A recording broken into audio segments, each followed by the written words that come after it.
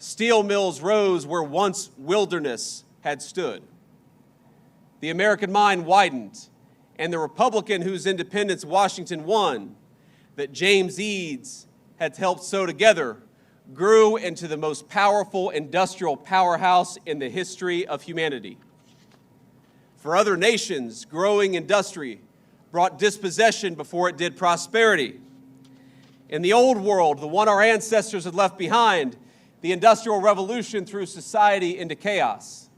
And into that chaos rushed vacuums and ideologies that answered the dignity of man with labor camps and killing fields.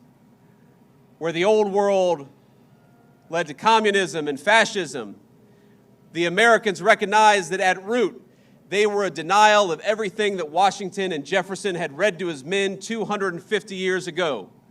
The free world needed to win, but in order for the free world to beat communism and fascism, it had to outproduce them. And as in every conflict before, America looked to her sailors for help, and to the builders who made sure those sailors had the very best ships to sail on. Among them was a man that we know as Henry Kaiser.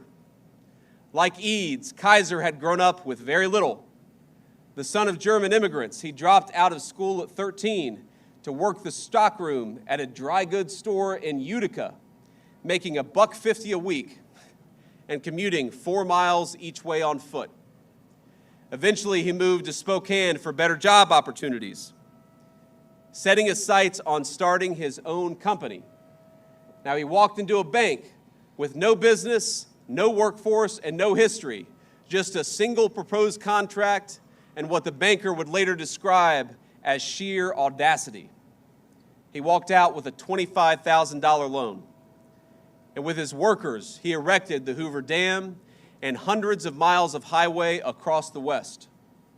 Everywhere he went, he organized ordinary Americans to build extraordinary things.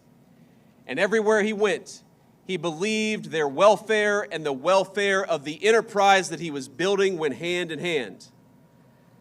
Kaiser pioneered health coverage at his construction sites. That's why we know the name of Kaiser, because he understood that men working in dangerous conditions, they deserved to see a doctor. He saw his workers as partners, and he walked the walk long before it was fashionable to do so. Where some say that America's story is one of the dispossessed struggling against the powerful, Kaiser shows that America's greatness is built by cooperation between all of our citizens from every single walk of American life.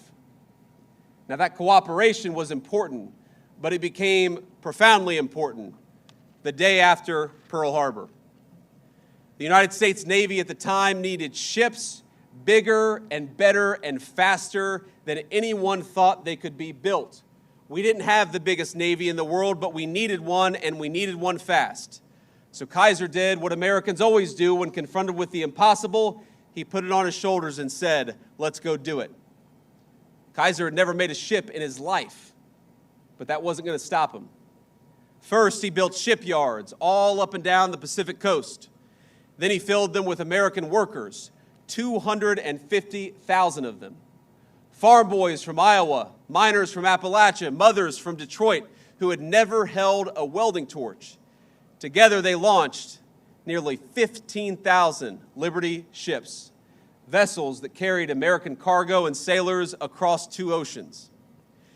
His Richmond yard built one of them, the SS Robert E. Peary, in an astonishing 4 days and 15 hours. The shipbuilders Kaiser hired, they weren't just a means to an end, they were his partners.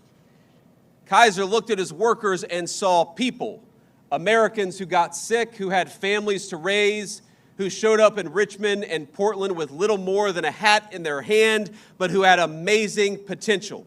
He saw the potential of normal Americans when unshackled from destitution. And he saw them not just as mouths to feed or as workers to pay. He saw them as fellow citizens who could build amazing things. So he built housing near these shipyards and nursery schools to help mothers join the war effort. He extended the health plan he had started at his dams to every worker in every yard, opening it to the public after the U.S. won World War II. And though separated by generations, I tell the story of these three men because Kaiser and Eads and Washington, they were exactly the kind of men that Jefferson wrote the Declaration of Independence for. Kaiser was an American. He looked at what needed doing and he did it, and he trusted the men and women around them to do the same, knowing that he could only do his job if they did theirs too. Our Declaration of Independence may have spoken to universal human truths and broadly shared human desires. Of course it does. But it was a document written by and for a particular kind of people, the American people. From General Washington to James Buchanan Eads, from Henry Kaiser, one of America's great shipbuilders, to the sailors standing here today.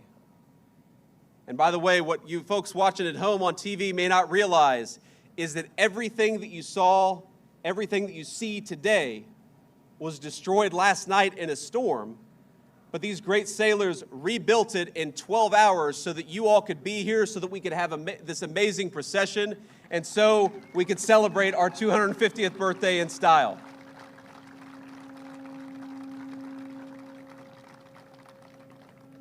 All of us, connected through the generations, rich and poor of every job, we are a people formed by generations of self-governance and personal industry. We are formed by Frontier Assembly Hall and congregation, by River Valley and prairie and factory floor. We are formed by the conviction that we are bound to one another, not only by bloodline nor creed alone, but by a common character, a shared fate, a shared future. Ladies and gentlemen, I have to address what we will hear from some loud voices today, because as much as all of us, whether we're Democrat or Republican, whatever our political persuasion, all of us are celebrating. But you will hear a couple small but loud voices today speak obsessively not of our national greatness, but of our national imperfections. They will speak of the powerless and the dispossessed. They will tell you that America is just another country where the weak struggle against the strong.